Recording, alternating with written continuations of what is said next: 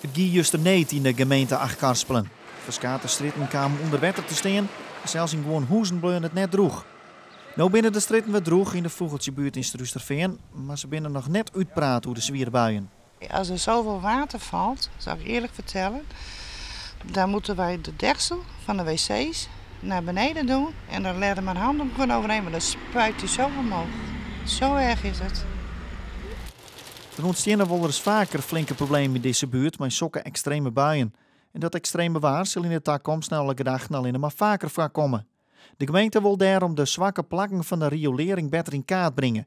Ze vregen de inwoners haar te helpen terug foto's te sturen van de wetroellijst. Ja, het nadeel van die dikke extreme buien is dat ze vaak heel snel komen in kwart tijdsbestek. Ja, en we kunnen net op alle plakken tegelijk wezen. Het theoretische model zijn vaak lijntjes en grafieken.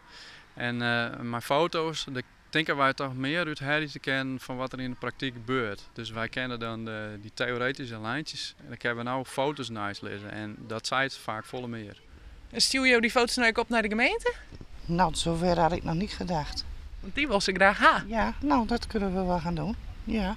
Meer inwoners binnen rij om te helpen. Op het gemeentehuis streamen de foto's binnen. Ik denk dat we inmiddels al 70 foto's binnenkregen. Dus dat gaat echt boven verwachting. Dat zien we echt net toch. We gaan gewoon die foto's, kunnen we echt goed broeken voor onze beleidsplan. Dus ik denk, we proberen het gewoon. Een hele dag en volle foto's al.